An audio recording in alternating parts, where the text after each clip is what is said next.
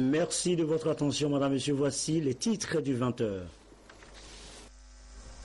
Retour dans l'actualité ce soir sur les offices religieux d'action de grâce adressés à Dieu par les autorités togolaises.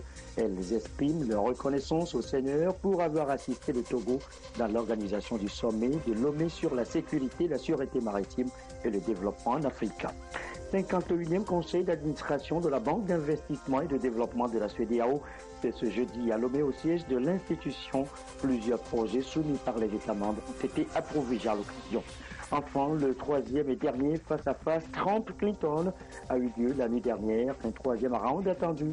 Il a tenu toutes ses promesses. Voilà, madame, messieurs, le sommaire. Bienvenue. Voici le journal. Bonsoir à tous. D'abord, le Conseil des ministres. Il s'est de nouveau réuni ce jeudi à la présidence de la République. Et voici d'ailleurs le communiqué ayant sanctionné les travaux lus ici par le ministre en charge de la communication, Guy Madji-Lorenzo.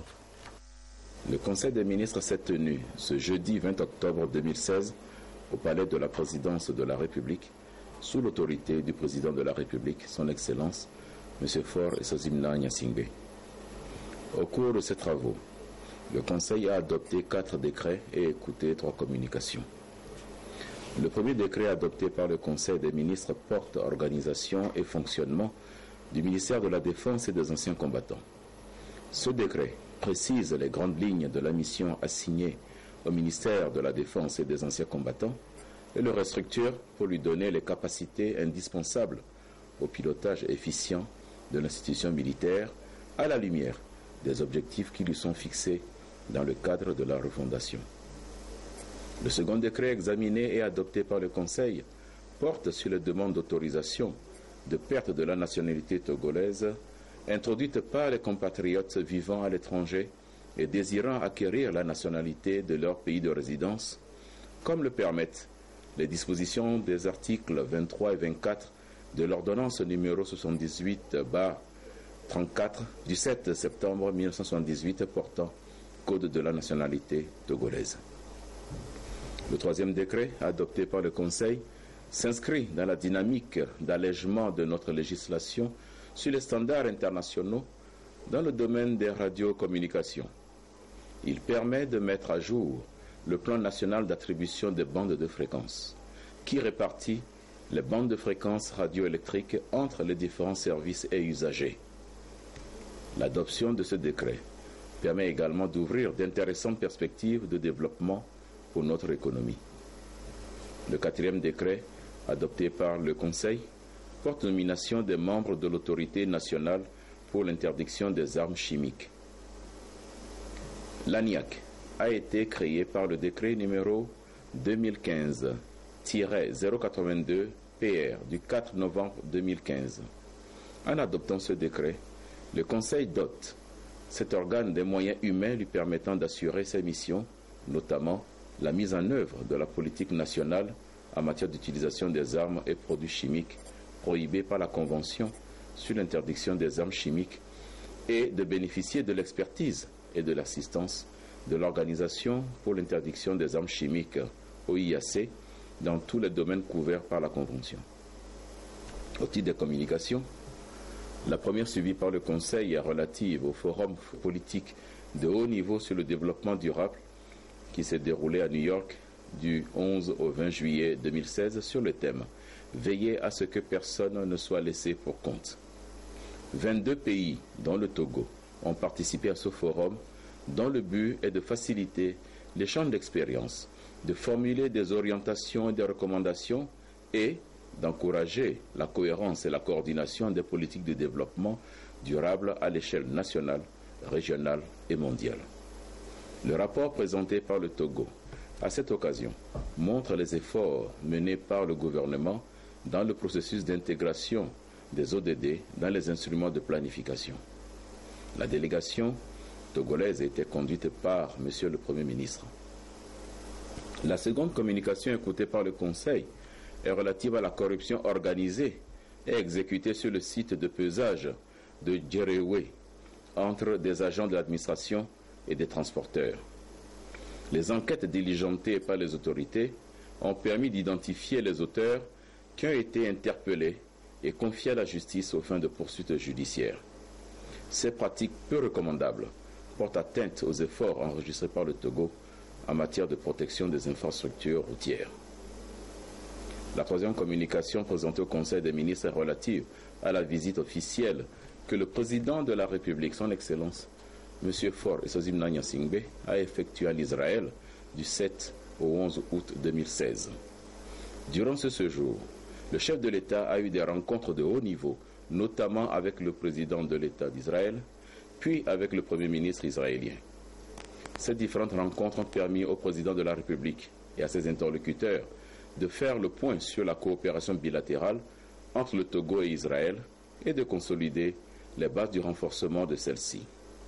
À cet égard, les dirigeants togolais et israéliens entendent, conformément aux principes dits de relations privilégiées, accroître leur confiance réciproque et élargir la coopération entre leurs pays à d'autres domaines, notamment l'agriculture, la santé publique, l'éducation, l'enseignement supérieur, les sciences technologiques, l'économie numérique, le développement communautaire, la sécurité, la protection, la promotion sociale et l'intégration de la femme au processus de développement.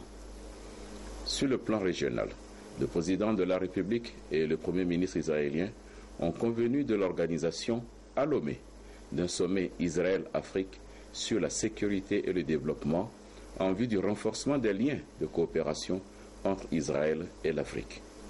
Fait à Lomé le 20 octobre 2016, le Conseil des ministres. Voilà, c'était donc le Conseil des ministres, le communiqué lu par le ministre en charge de la communication, Guy Madjé Lorenzo. La suite, c'est les félicitations du président de la commission de la CEDEAO au chef de l'État. Félicitations suite à la parfaite organisation du sommet de Lomé sur la sécurité maritime. Marcel de Souza, c'est lui, le président de la commission. Il s'est par ailleurs entretenu avec le président Faure Gnassingbé sur le conseil d'administration de la Banque d'investissement et de développement de la CEDEAO qui s'est tenu ce jeudi à Lomé. Les précisions au micro de Ramdan Bassina. Tout à le président sur deux sujets. Le premier, c'est d'abord pour le féliciter pour la bonne organisation du sommet sur la sécurité et la sûreté maritime pour le développement de l'Afrique. Et vous savez, la CEDEAO était partie prenante. Et donc nous avons vu qu'il y avait une organisation rigoureuse. Et depuis fort longtemps, le Togo n'a plus accueilli de grands sommets. Et le fait d'avoir maintenant un réceptacle hôtelier qui remplit les normes et que cette conférence a été organisée avec une rigueur appréciable, puisqu'il y avait la générosité de l'accueil et l'organisation était bien stricte. Et donc ça ouvre la voie à d'autres conférences qui pourraient être organisées ici. Donc j'ai félicité le président, le gouvernement et le peuple togolais pour l'accueil et surtout la sécurisation des lieux. Et nous avons tous apprécié comment ça a été fait, parce qu'à un moment où il y a des attaques et où il y a tout le temps des braquages, le sommet s'est bien passé et il n'y a pas eu d'incident. Et donc ça ouvre la voie à d'autres conférences. Le deuxième sujet, ça concerne le conseil d'administration que nous sommes en train de tenir en ce moment au niveau de la Banque d'investissement et de développement de la CEDEAO. Nous avons noté que la BIDC est notre bras financier au niveau de la CEDEAO et que nous devons faire des efforts pour trouver des ressources adaptées pour le financement des besoins de la population. Si on veut une CEDEAO qui aille des États vers la CEDEAO des peuples, c'est en se consacrant aux projets intégrateurs, les routes, les rails, le transport aérien, le transport maritime. Alors, dans le cadre du transport maritime, vous avez vu, la CEDEAO a tenu un sommet au lendemain du sommet sur la sécurité et la sûreté maritime. Ça concerne le Sea-Link. La CEDEAO a un projet concernant une compagnie maritime qui va être créée au niveau de l'ensemble des pays avec les 12 façades maritimes que nous avons pour pouvoir permettre de donner un nouvel élan à l'intégration. Nous ne changeons pas suffisamment entre les pays de la CEDEAO. Et donc, si on peut le faire par les airs, par les rails, par la mer et aussi par la route, pourquoi pas?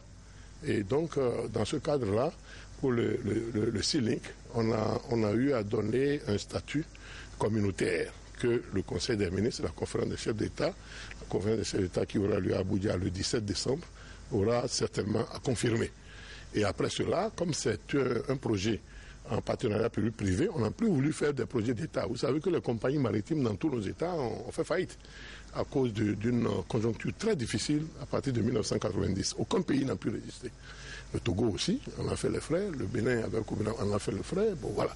Donc, on veut créer une compagnie communautaire appartenant à l'ensemble des privés, des 15 pays de la CEDEAO, y compris même les pays qui sont dans l'interland. Et donc relancer avec les chambres de commerce, parce que c'est un projet des chambres de commerce que la CEDEAO soutient, pour accorder des avantages pour le cabotage, des avantages d'accostage, des priorités, pour qu'on accélère les échanges par la mer. Et le fait d'avoir signé la charte en ce qui concerne la sécurité maritime, ça peut sécuriser. Parce qu'avoir une charte, et si nous n'avons pas des activités avec la sécurité requise, ben, c'est comme si on n'a pas fait grand-chose.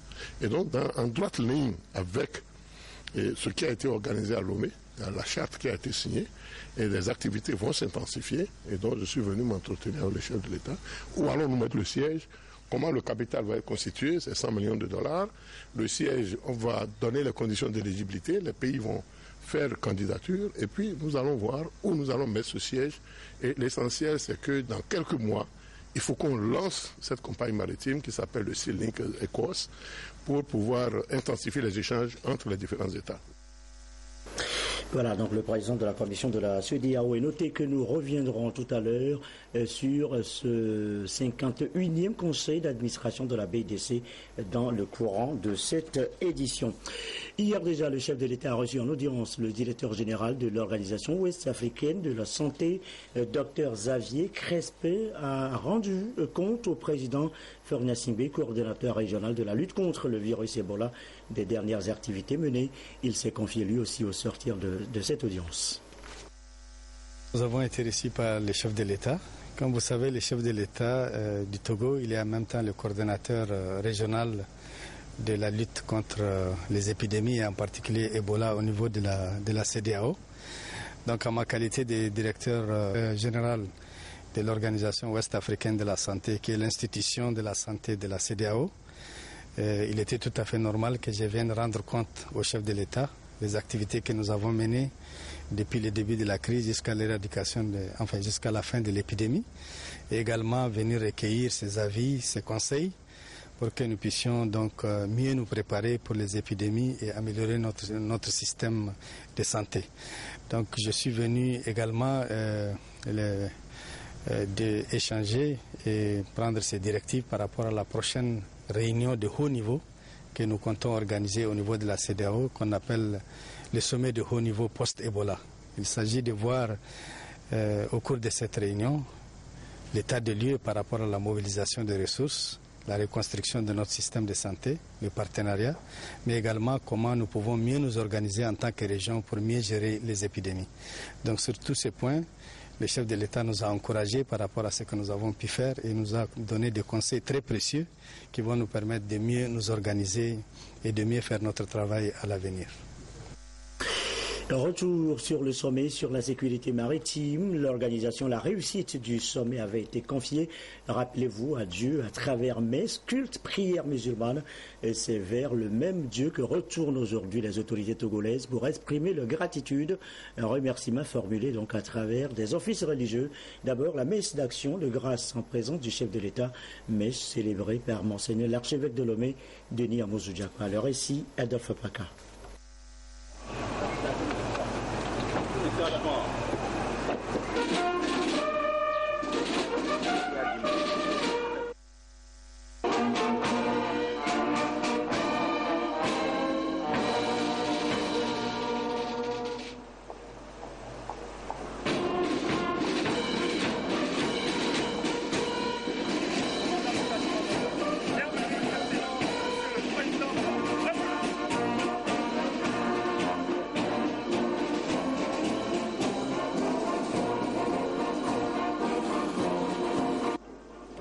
Il y a 10 jours, le chef de l'État était ici pour confier l'organisation du sommet extraordinaire sur la sécurité et la sûreté maritime et le développement en Afrique à Dieu Tout-Puissant.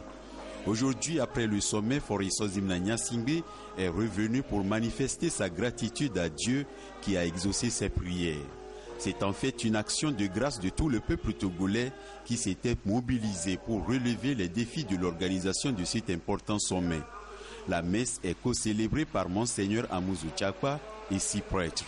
Introduisant son homélie, l'évêque insiste sur 2 mots, le oui et le merci.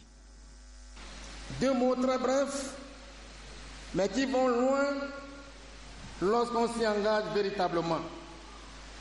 Le mot oui et le mot merci.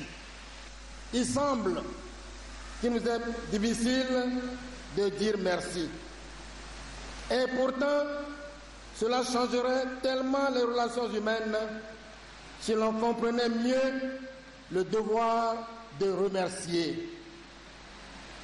L'ingratitude envers l'immense bonté de Dieu lui-même demeure un thème qui traverse toute la Bible et qui tisse les relations difficiles et parfois orageuses entre Dieu et son peuple, entre Dieu et ses amis de prédilection.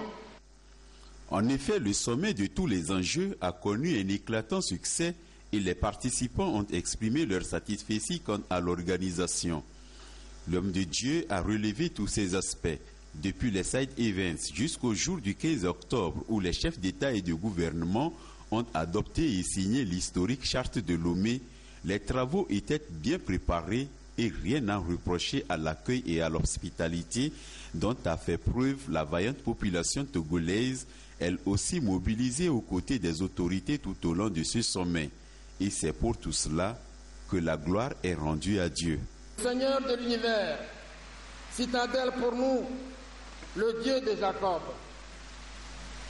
et lui, fidèlement, généreusement, s'est penché sur nous, nous a entendus, nous a exaucés, et il a étendu sur nous sa main puissante, bénissante, réconfortante et protectrice pour un heureux et merveilleux déroulement des travaux si bien préparés de ce sommet extraordinaire de l'Union africaine sur la sécurité et la sûreté maritime et le développement en Afrique, du lundi 10 au samedi 15 octobre 2016. Et fort heureusement, le bouquet final, ce sont l'adoption et la signature de la charte de Lomé, intervenue à l'issue de la session à huis clos des chefs d'État et de gouvernement le samedi 15 octobre 2016. Pareille charte est destinée, à n'en point douter, à garantir la souveraineté de l'Afrique sur ses eaux, ses océans et ses mers. La meilleure façon pour nous de remercier Dieu, c'est de participer à la messe, c'est-à-dire à l'Eucharistie, qui n'est autre que l'action de grâce à Dieu le Père Tout-Puissant, le Dieu de toute bonté et miséricorde, par Jésus-Christ, l'éternel et souverain prêtre, dans la communion vivante et vivifiante de l'Esprit Saint, l'Esprit du Père et du Fils, l'Esprit de lumière, de force et d'amour. Et après Dieu, qui a bien joué sa partition, force nous est de féliciter comme il se doit les acteurs et les actrices de ce sommet historique tenu à Lomé, la capitale du Togo. À tout Seigneur, tout honneur. Il convient au plus haut point de rendre ici un vibrant hommage au président de la République togolaise, celui qui a eu la claire vision de cet important sommet historique et pris courageusement la décision d'y inviter ses pairs des 53 autres pays de notre continent africain. Tous ceux qui y ont participé manquent des mots appropriés pour lui traduire leurs vives et chaleureuses félicitations pour le plein succès de ces assises sur la sécurité et la sûreté maritime et le développement en Afrique. Sans oublier les vaillantes populations togolaises qui, une fois encore, et cette fois surtout, ont fait preuve de ce sens aigu de l'hospitalité qui leur est propre et d'un civisme remarquable tout au long de ce sommet. Tout cela nous honore tous et toutes et constitue pour nous une invite à exceller toujours davantage dans la fidélité au génie culturel togolais, fait de ce sens élevé de l'accueil, du respect sacro-saint de toute personne humaine, de la courtoisie, de la délicatesse et d'une certaine finesse qui plonge ses racines en celui en qui nous avons la vie, le mouvement et l'être, et qui nous a tous pétris et façonnés à son image et à sa ressemblance. La parole de Dieu s'accomplit ainsi en ce proverbe de Jésus-Christ dans Luc 17, chapitre 1, où des 10 lépreux guéris, un est revenu dire merci. Toute l'assistance a ainsi prié que le Seigneur bénisse la charte de Lomé, qu'il bénisse le Togo et l'Afrique. Le Togo a alors commencé l'organisation du sommet dans le Seigneur et finit tout avec le Seigneur. Que la grâce de Dieu repose sur ce pays.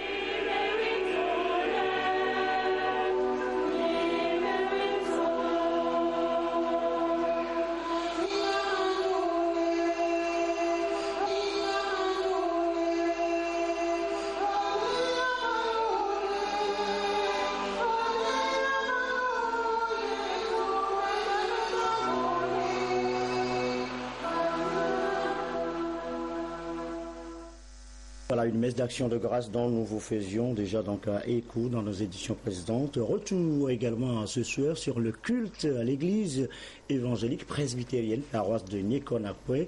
Là, c'est le Premier ministre qui est allé joindre sa voix à celle des fidèles pour remercier Dieu pour la bonne tenue du sommet de Lomé à travers chants et prières. Grâce a été donc rendue au Tout-Puissant. Le compte rendu de Sylvain Raboudou.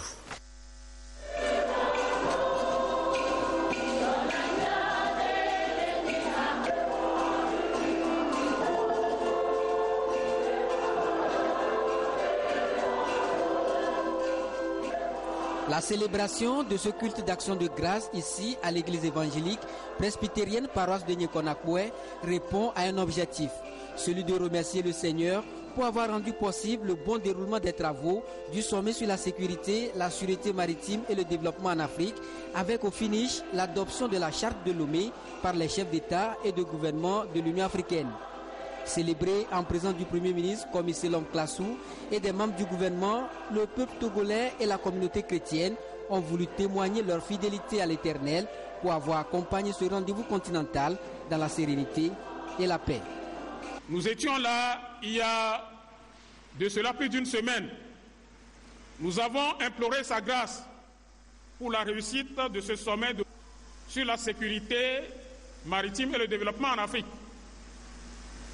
Et Dieu a été vraiment à nos côtés. C'est le lieu ici de saluer l'abnégation et le savoir-faire des forces de sécurité. À vous tous et à vous toutes, ceux-là et celles-là qui ont organisé ce sommet, nous disons encore une fois bravo. Bravo.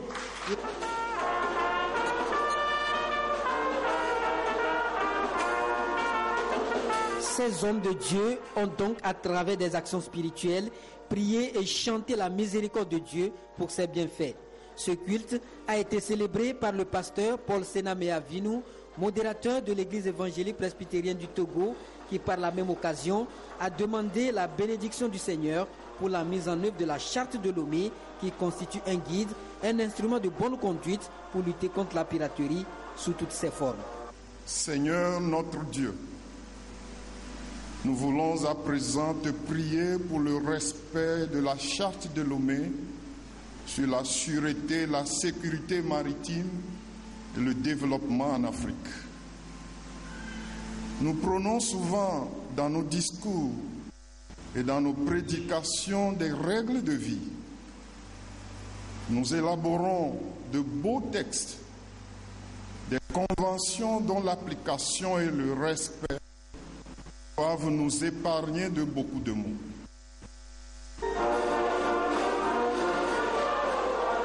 Avec l'adoption de la charte de Lomé, les hommes de Dieu restent solidaires et s'engagent à accompagner dans la prière l'application de ce document stratégique qui va permettre de sécuriser l'espace maritime africain et valoriser davantage les ressources maritimes pour le développement économique de l'Afrique.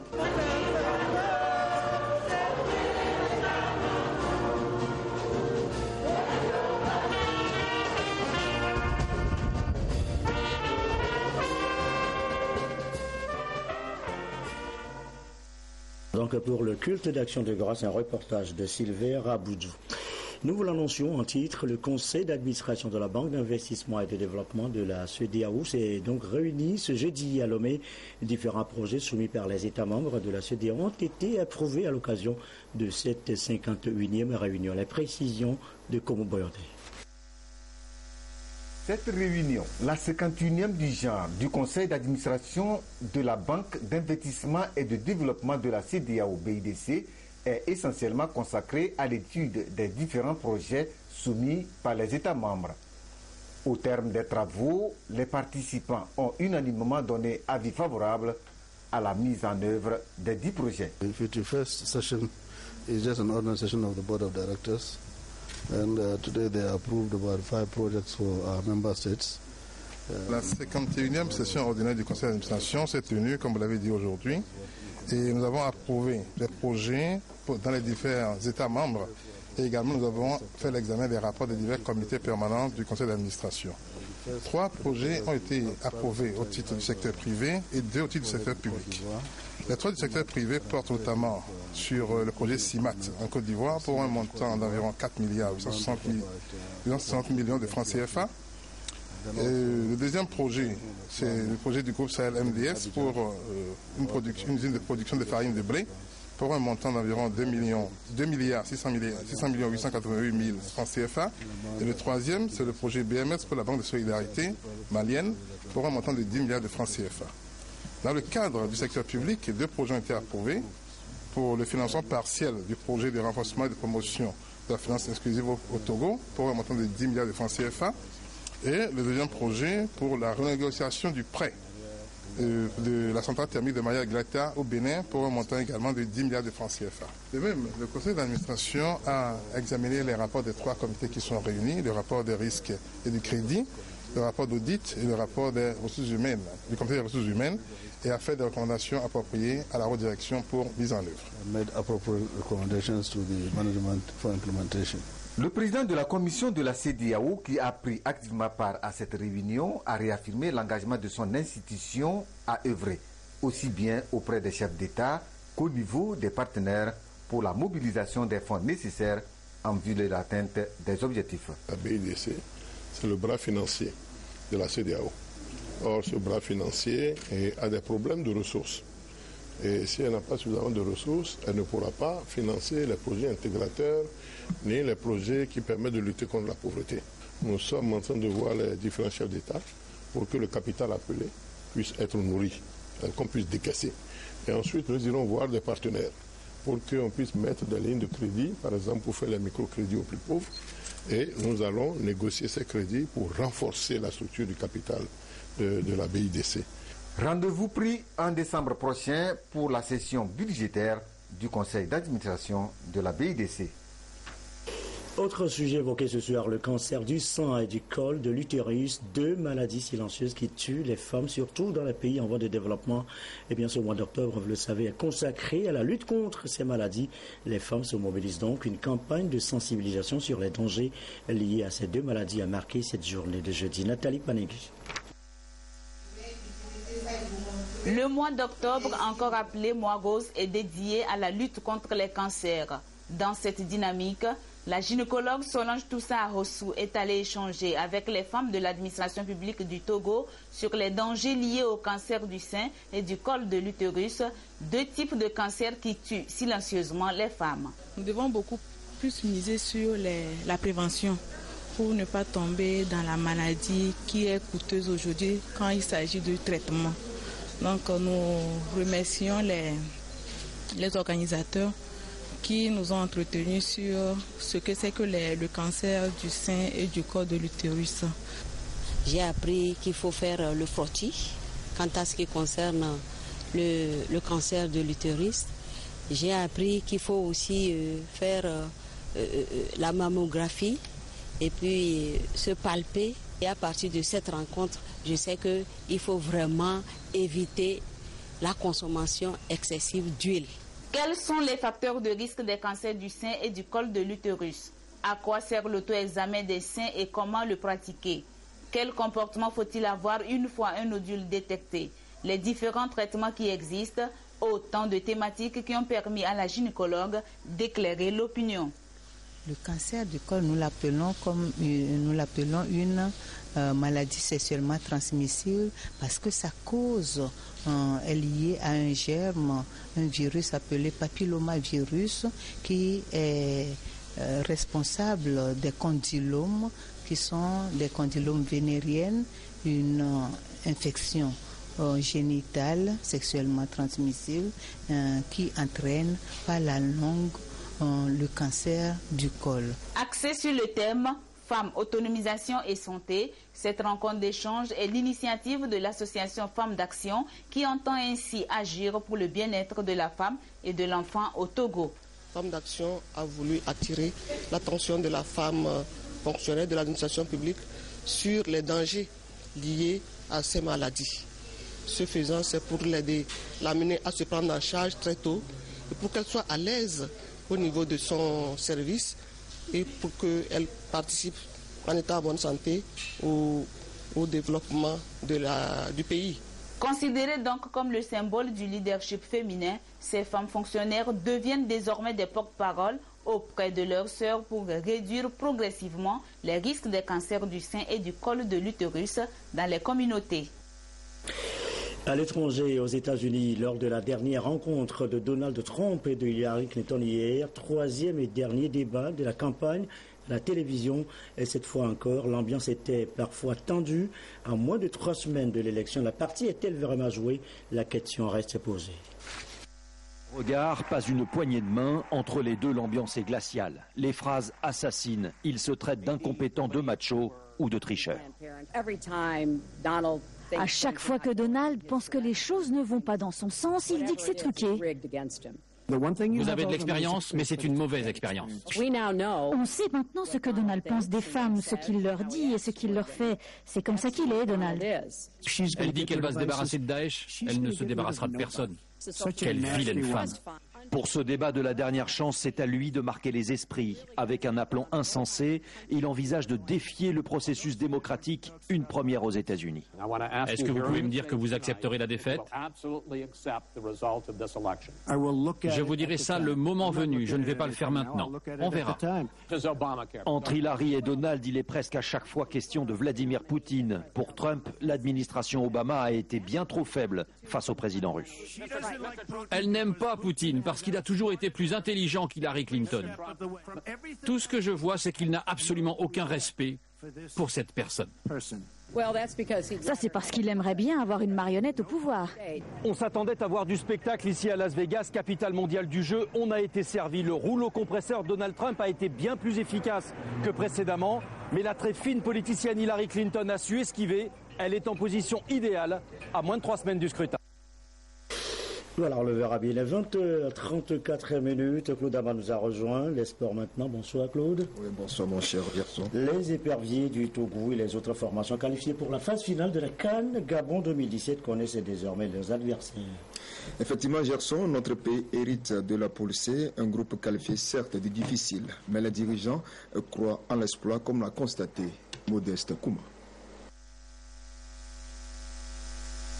Pour sa 9e participation à une phase finale de la Coupe d'Afrique des Nations, le Togo est logé dans la pôle C basée à OIM. Les éperviers vont affronter les éléphants de la Côte d'Ivoire, champions en titre, les lions de l'Atlas du Maroc et les léopards de la République démocratique du Congo.